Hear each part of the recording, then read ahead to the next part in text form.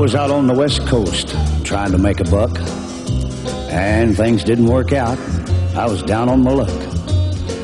Got tired of roaming and bumming around, so I started thumbing back east toward my hometown. Made a lot of miles the first 2 days, and I figured I'd be home in a week if my luck held out this way. But the third night I got stranded way out of town at a cold, lonely crossroads. Rain was pouring down. I was hungry and freezing, done caught a chill, when the lights of a big semi topped the hill. Lord, I sure was glad to hear them air brakes come on. And I climbed in that cab where I knew it'd be warm. At the wheel sat a big man. He weighed about 210. He stuck out his hand and said with a grin, "Big Joe's the name." I told him mine, and he said the name of my rig is Phantom 309. Well, I asked him why he called his rig such a name. He said, "Son, this old Mac can put 'em all to shame.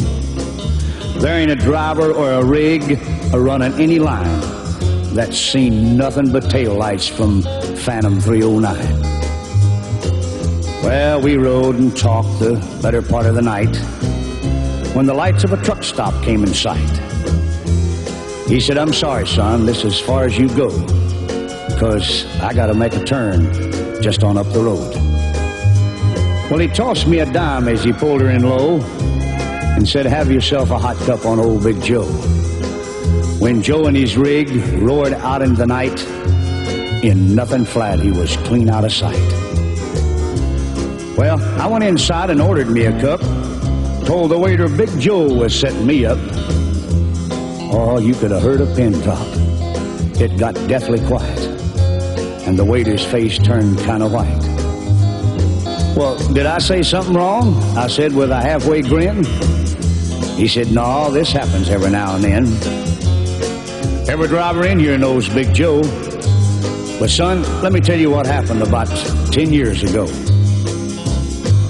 At the crossroads tonight where you flagged him down, there was a busload of kids coming from town.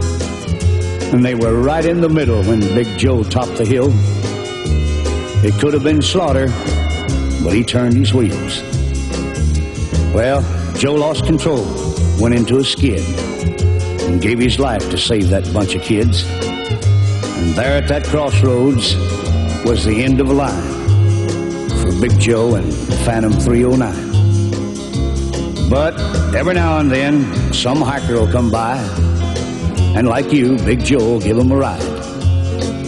Here, have another cup, and forget about the dime. Keep it as a souvenir from Big Joe and Phantom 309.